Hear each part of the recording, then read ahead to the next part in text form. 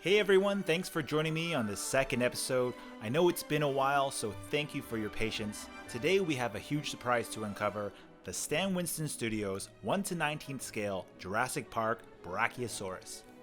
If you're watching this, you most likely watched the very first Jurassic Park, and one of the very first dinosaurs we see is the massive Brachiosaurus.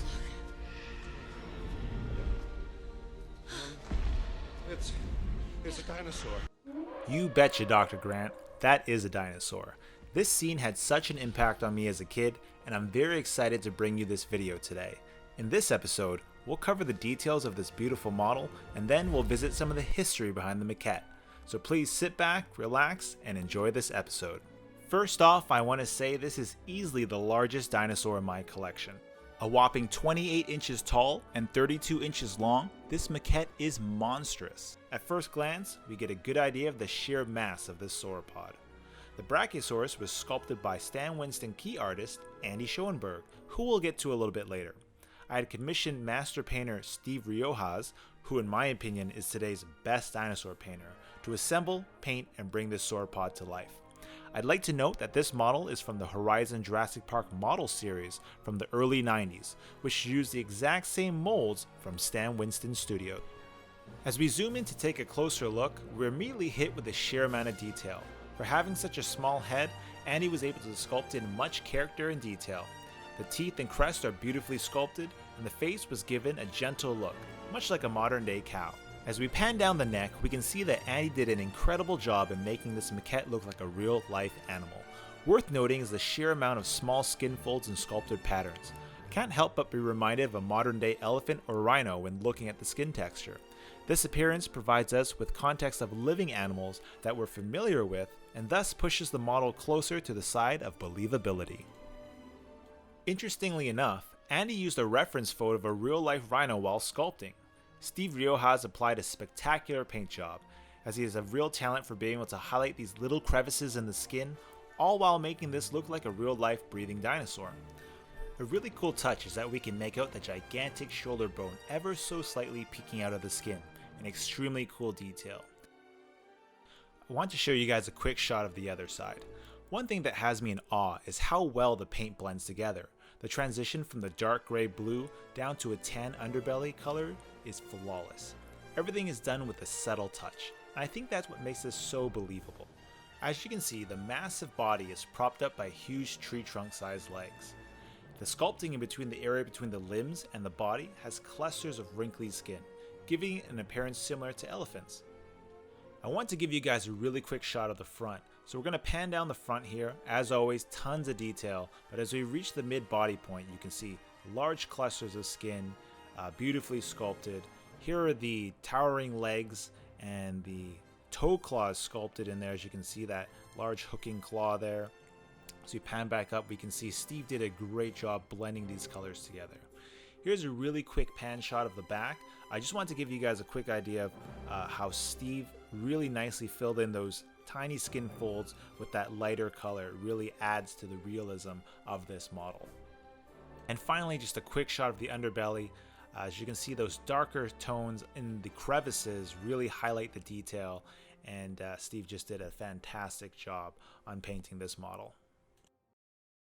Now let's take a look at the history behind this maquette and the Brachiosaurus in Jurassic Park. For this, we'll have to go back to 1992, which I imagine to be an amazing era at Stan Winston Studios. After recently completing such iconic films as Aliens and Terminator 2, they set their eyes on Jurassic Park. The Brachiosaurus was the last dinosaur in Jurassic Park to be sculpted. This is due to lead sculptor Andy Schoneberg running between doing work on the hyper-realistic penguins in Batman Returns and coming into the studio to sculpt the Brachiosaurus. Just look at how real those penguins look. As a kid, and admittedly into my adult years, I always thought they used real penguins in the movie. I still can't believe there's actual people inside those penguins. The Brachiosaurus maquette, along with the other models from Jurassic Park, were originally intended to be used as stop-motion animation models.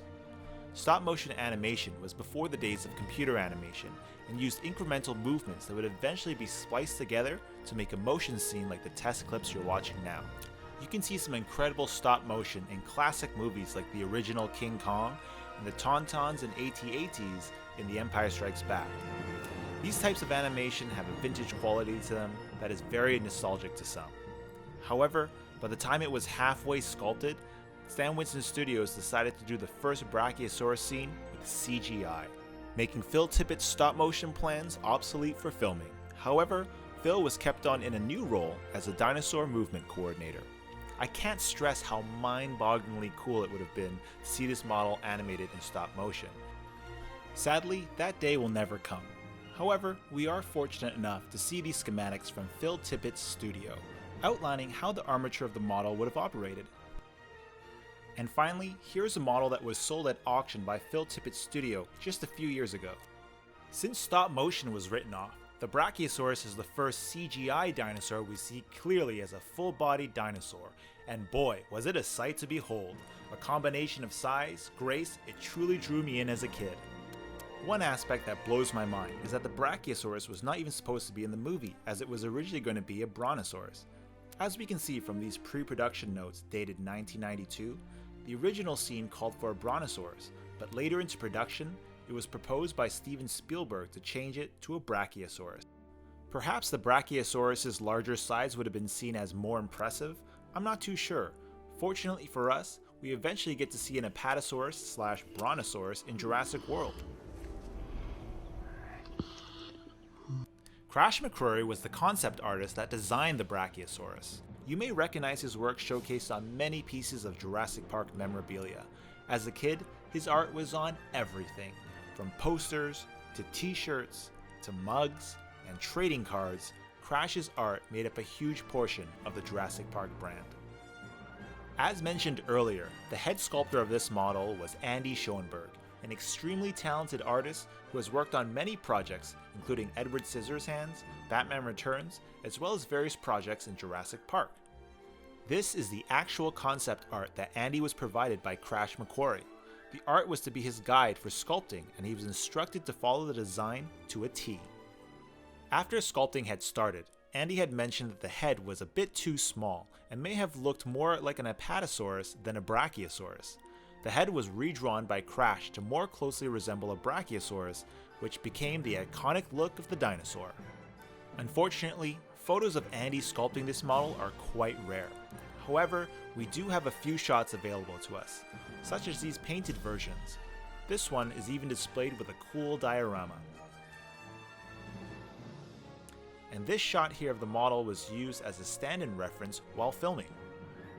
This model wasn't the only Brachiosaurus sculpted for the movie. Andy also sculpted a full neck and head at 1/5 scale, which was 5 feet 2 inches tall, which was intended for use as reference for the digital artist for more close-up shots. A full-size 1:1 scale partial neck and head was started by Christopher Swift and Greg Fagile, with Andy joining in after the smaller size sculptures were completed. Here are some behind-the-scenes test shots of the movement. We get to see this model in action in the treetop scene where they feed the Brachiosaur and Lex gets snot blown all over her. God bless you, Brachiosaurus. For these shots, Andy was in charge of controlling the movement of the head. As a young boy, I always thought it would be cool to have a Brachiosaurus that would have fit in scale with my other Jurassic Park toys. I feel this was a missed opportunity by Kenner, as they could have taken the molds for this guy, like they did with the Red Rex, and brought us the first huge sauropod toy from the Jurassic Park line. I'd imagine that would have looked amazing in that iconic classic Kenner packaging, which, in my opinion, is some of the best toy packaging in history.